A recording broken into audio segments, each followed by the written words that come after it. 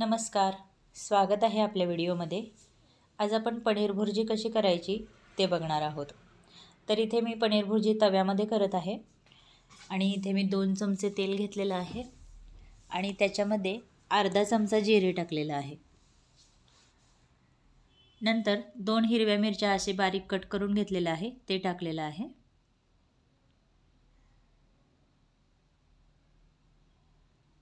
आता त्याच्यामध्ये एक मीडियम आकाराचा कांदा घेतलाय, असा बारीक कट करून घेतलाय।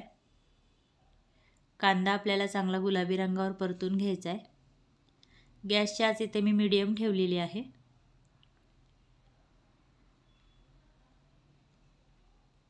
अशा पद्धतीने कांदा परतून घेतलाय। आता एक टोमॅटो त्याच्यामध्ये टाकलेला आहे कट करून।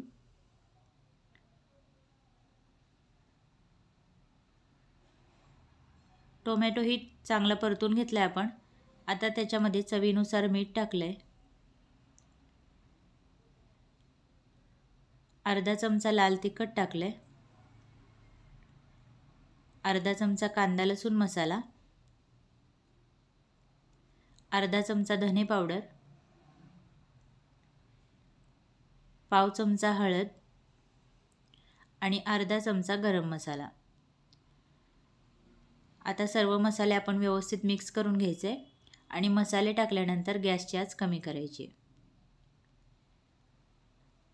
तर मसाल्यांना तेल सुटोपर्यंत आपण परतून घेणार आहोत।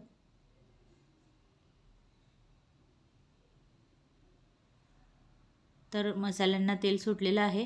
आता ह्याच्यामध्ये मी थोडंसं पाणी टाकते। साधारण अर्धी वाटी मी पाणी टाकलेलं आहे।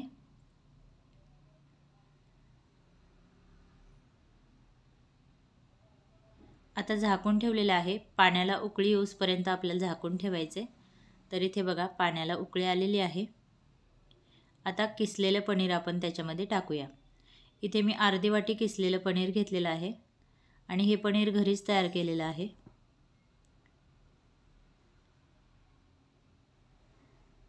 आता पनीरही व्यवस्थित मिक्स करून घ्यायचे अशा पद्धतीने।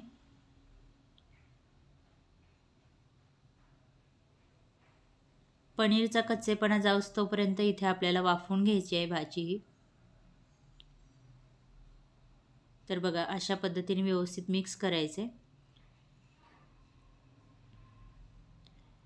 आता आपण त्याच्यामध्ये 1 चमचा कसुरी मेथी टाकलेली आहे। व्यवस्थित हलवून घेऊया। इथे मी गॅसची आच कमीच ठेवलेली आहे। आता झाकण लावून 1 मिनिटभर आपल्याला चांगलं वाफवून घ्यायचं आहे। तर इथे तुम्ही बघू शकता चांगलं तेल सुटलेलं आहे आपल्या भुर्जीला। आता त्याची चव अजून वाढवण्यासाठी मी थोडंसं बटर टाकलेलं आहे आणि मी यामध्ये थोडंसं पाणीही टाकते, कारण इथे मला पनीर अजून थोडंसं वाफवून घ्यायचं आहे। त्याच्यामुळे मी साधारण 2 चमचे एवढं पाणी टाकलेलं आहे आणि झाकण लावून आपल्याला चांगलं 2 मिनिट परतून घ्यायचं आहे। तर इथे आपली पनीर भुर्जी तयार आहे।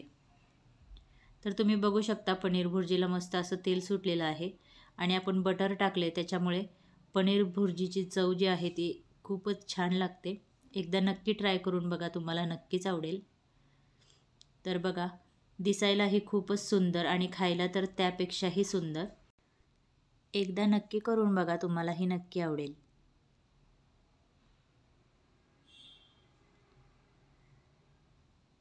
तर ही पनीर भुर्जी तुम्ही चपातीसोबत, भातसोबत, कशासोबतही खाऊ शकता। तर अशाच पद्धतीने आपली पनीर भुर्जी इथे तयार झालेली आहे। व्हिडिओ आवडले असेल तर व्हिडिओला लाईक करा, शेअर करा, चॅनलला सबस्क्राईब करा। धन्यवाद।